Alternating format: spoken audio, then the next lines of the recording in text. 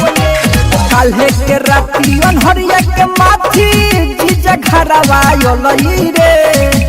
बोले लई बोले काल्हे के राती अनहरिया के माथी जीजा घरवा लई रे बोले लई तो दर्द मरद वाला दिलई रे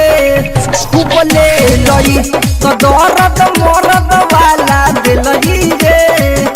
बोले लई बोले लई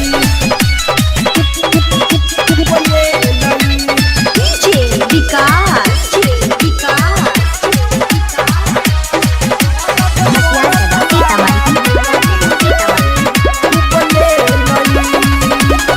नास दिहल चीज जवन रहे सुकावार हो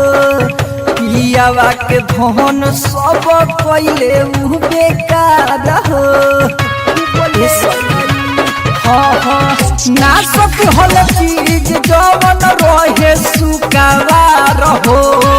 पियावा के धन सब पहले उ बेकार हो उपास बाबे खोता लहरा के तोता बीमार हमर भेलई रे बोले लई तो दोहरत मरद वाला दिलई रे बोले लई तो दोहरत मरद वाला दिलई रे बोले लई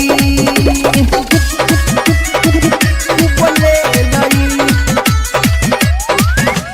डीजे विकास बोलहु न पवनी अपना दीदिया के डरे हो तोहबो बैठा के मरले कोबो खरे खरे हो कोबो खरे खरे बोलहु न पवनी अपना दीदिया के डरे हो कोबो बैठा के मरले कोबो खरे खरे हो भोला भिखारी यादव मुरारी और जब खेलवा खेलई रे ले लई तो दर्द मरद वाला दिलई रे ले लई तो दर्द मरद वाला दिलई रे ले लई काल्हे के राती अनहरिया के माथी जीजा घरवा लई रे ले लई काल्हे के राती अनहरिया के माथी जीजा घरवा लई रे बोले लई तो दर्द मरद वाला दिलई रे बोले लई तो दर्द मरद वाला